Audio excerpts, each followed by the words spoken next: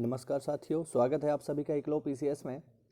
और जैसा कि आप देख पा रहे होंगे कि एक नई वैकेंसी आ चुकी है, काफ़ी महत्वपूर्ण है और वैकेंसी है उत्तर प्रदेश विधानसभा सचिवालय से। ठीक है, ये विधानसभा की है। इससे पहले विधान परिषद की निकली थी, उसका पेपर 22 नवंबर को हुआ था। तो ये काफ़ी इंपॉर्टेंट वैकेंसी है। आप देख सकते हो फॉर्म निकल चुका है और ये जो है शुरू हो रहा है आज से, यानी 8 दिसंबर से ये शुरू हो रहा है और इसकी लास्ट डेट है 7 जनवरी। तो 8 दिसंबर से 7 जनवरी तक, यानी 1 महीना है आप लोगों के पास इस फॉर्म को भरने का। तो बिल्कुल जो भी लोग इसमें जो पद निकले हुए हैं उनके योग्य हैं, तो उसको वो लोग ज़रूर भरें। देखते हैं इसमें किस किस पद के लिए वैकेंसी आई हुई है।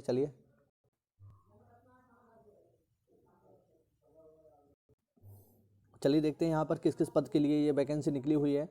तो देखिए यहाँ पर कुछ पद तो ऐसे हैं जो विशेष योग्यता के लिए हैं, तो उसकी मैं चर्चा नहीं करूँगा। हालांकि अगर आपको इसके बारे में पूरी जानकारी चाहिए तो आप टेलीग्राम से इस पीडीएफ को डाउनलोड कर सकते हैं। ज्वाइन करें हमारा टेलीग्राम चैनल, उस पर ये पीडीएफ आपको मिल जाती है।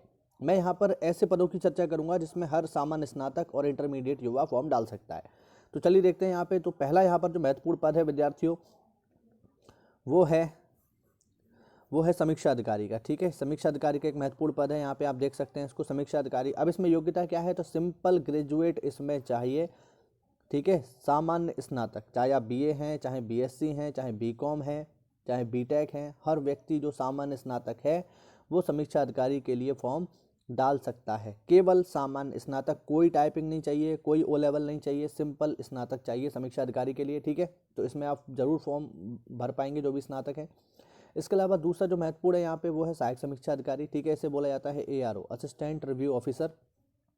तो इसकी हम योग्यता की बात करें विद्यार्थियों, तो यहाँ पर देखो आपको स्नातक की डिग्री तो चाहिए ही चाहिए। इसके अलावा यहाँ पर आपको ओ लेवल डिप्लोमा भी चाहिए होगा, ओ लेवल का डिप्लोमा। इसके अलावा इसमें टाइपिंग भी मांगता है। हिंदी में 25 वर्ड प्रति मिनट की गति से यहाँ पर टाइपिंग भी मांगी जाती है। तो देखो आरओ में टाइपिंग नहीं मांगता है, जबकि एआरओ में टाइपिंग मांगता है।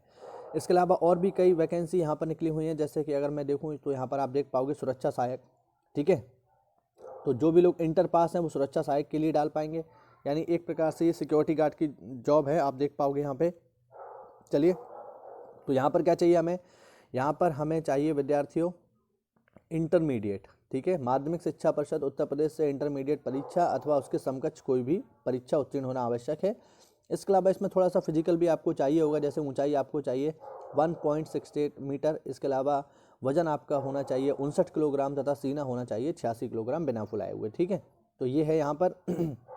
इसके अलावा जिनके पास कोई विशेष योग्यता है, जैसे मान लीजिए आपके पास एनसीसी का सर्टिफिकेट है, या आप पीआरडी में रहे हैं, या पीएससी में रहे हैं, या नौसेना वायुसेना में रहे हैं, तो आपको इसमें अधिमानी अर्हता प्राप्त होगी। ठीक है, इसके अलावा सुरक्षा सहायक में महिला की भी वैकेंसी यहाँ पर निकली हुई है, यानी सुरक्षा सहायक महिलाएं भी बन सकती हैं। ये अच्छी बात है, यहाँ पे महिलाओं के लिए अलग से निकला हुआ है यहाँ पे। ठीक है, योग्यता बस वही है। ठीक है, आप देख सकते हो यहाँ पे इंटर पास होना चाहिए तथा थोड़ा बहुत फिजिकल महिलाओं को भी करना पड़ेगा। तो ये है यहाँ पे, आप देख सकते हो। चलिए अब देखते हैं इसके लिए, ये हमने देख लिया। अब देखते हैं इसमें टोटल वैकेंसीज कितनी है किस पद के लिए। तो देखो भाई, यहाँ पर जो टोटल वैकेंसी है वो है 87, कुल 87 वैकेंसी के लिए ये जो है ये भर्ती निकली हुई है। ठीक है, इसमें अगर आप देखो सबसे ज़्यादा जो वैकेंसी हैं, सबसे ज़्यादा जो वैकेंसी हैं विद्यार्थियों वो हैं सहायक समीक्षा अधिकारी की। ठीक है, एआरओ की वैकेंसी सबसे ज़्यादा है 53।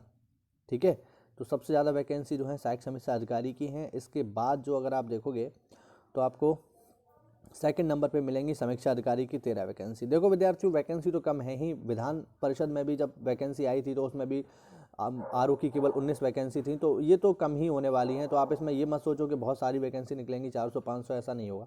ठीक है, तो ये कम ही निकलेंगी यहाँ पे, लेकिन हमें देखना पड़ेगा। अगर आप मेहनत करोगे तो बिल्कुल आप इसको कर पाओगे। आप अपनी जो पोस्ट है उससे संबंधित वैकेंसियों की संख्या यहाँ पर देख सकते हो कि किस में कितनी वैकेंसी निकली है। चलिए आगे बढ़ते हैं। आगे देखते हैं यहाँ पर हम एज कितनी चाहिए, आयु सीमा कितनी चाहिए। तो बहुत ही सामान्य आयु सीमा है। आप देख पाओगे कि अगर हम संपादक और प्रतिवेदक को छोड़ दें, ठीक है, तो यही दो ऐसी वैकेंसी हैं जिनमें 30 और 22 साल न्यूनतम उम्र मांगी है। इसके अलावा सभी में जो उम्र है वो है 21 से 40। तो मैं समझता हूँ हर एज वर्ग का इसको व्यक्ति डाल पाएगा, जो भी तैयारी कर रहा है वो हर व्यक्ति इस फॉर्म को डाल सकता है। चलिए आगे देखते हैं यहाँ पे। चलिए अब यहाँ पर देखते हैं इसका सिलेबस क्या है, परीक्षा पैटर्न क्या है, किस तरीके से परीक्षा होगी, ये जान लेते हैं। तो देखो ये जो है समीक्षा अधिकारी के लिए है यहाँ पे, ठीक है। सामान्य स्नातक हर व्यक्ति इसको डाल पाएगा। और इसमें क्या क्या चीज़ आने वाली है, इसमें देखिए पहला पेपर होगा जीएस का जिसमें प्रश्नों की संख्या होगी 140, पूर्णांक भी 140 होंगे तथा समय मिलेगा 2 घंटे, ठीक है। दूसरा पेपर होगा उसी दिन में हिंदी का, जिसमें 60 प्रश्न आएंगे 60 अंकों के तथा 1 घंटा आपको समय मिलेगा, यानी टोटल 3 घंटे का ये पेपर होने वाला है, जिसमें प्रश्नों की संख्या होगी आपके पास 200, ठीक है। जिसमें से 140 प्रश्न होंगे जीएस के तथा 60 प्रश्न होंगे हिंदी के, ठीक है। यही जो पैटर्न है सेम जो यूपीपीएससी करवाती है, जो यूपीपीएससी आरओ करवाती है, आरओ उसका भी बिल्कुल सेम पैटर्न होता है। तो बिल्कुल उसी पैटर्न पर आधारित है। जरा सिलेबस में देख लेते हैं क्या क्या आने वाला है जीएस में। तो जीएस में सामान्य विज्ञान आएगा, भारत का इतिहास आएगा, ठीक है। इसके अलावा राष्ट्रीय आंदोलन जो नेशनल मूवमेंट है वो आएंगे, ठीक है। अर्थव्यवस्था तथा संस्कृति से सवाल आएंगे, व्यापार वाणिज्य कृषि से आएंगे, जनसंख्या पर्यावरण नगरीकरण, ये तो मतलब वही सिलेबस है पूरा का पूरा, कोई नई चीज़ नहीं है यहाँ पे।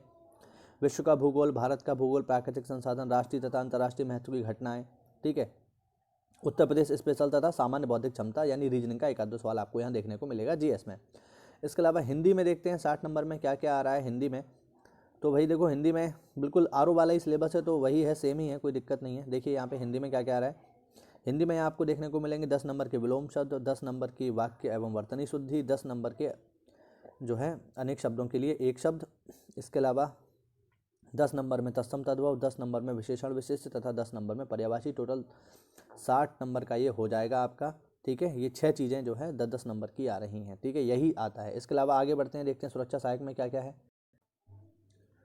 अब देखिए यहाँ पे सुरक्षा सहायक पुरुष तथा महिला के लिए जो सिलेबस है वो क्या है, इसको हम जान लेते हैं। तो देखो इसमें जो है जो सिलेबस तैयार किया गया है वो इंटरमीडिएट स्तर का तैयार किया गया है, और इसमें फिजिकल भी होगा, लेकिन आप देख पाएंगे कि फिजिकल जो है वो केवल पासिंग होगा, उसके कोई नंबर नहीं मिलेंगे, वो केवल आपको क्वालिफाई करना है, उसका नंबर नहीं है।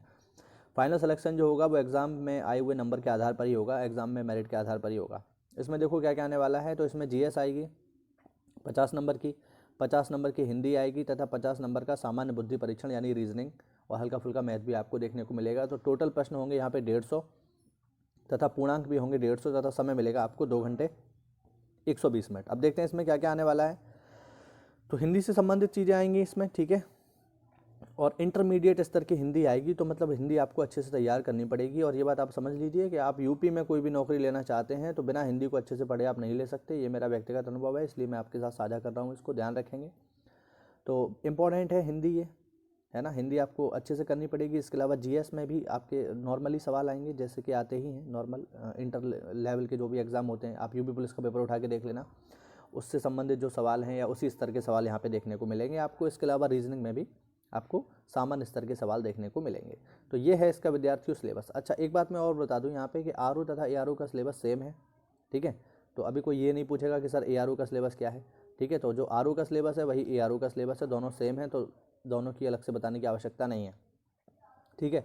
इसके अलावा मैं यहाँ पे ये भी स्पष्ट कर दूँ कि जो भी लोग अपने स्नातक के लास्ट ईयर में हैं, ठीक है, वो भी इस फॉर्म को डाल पाएंगे। तो ये चिंताजनक बात नहीं है। आप लोग पूछते हैं कमेंट करके कि बताइए सर हम अंतिम वर्ष में हैं, क्या हम इस फॉर्म को डाल पाएंगे। तो जो भी अपीयरिंग में हैं, जो लास्ट ईयर में हैं, वो भी इस फॉर्म को डाल सकते हैं, लेकिन ये है उनको फिर जो है अंतिम वर्ष में पास होना दिखाना पड़ेगा अपने फाइनल सिलेक्शन तक। ये महत्वपूर्ण बात है, ठीक है। तो ये कुछ यहाँ पे हमने जानकारी ली।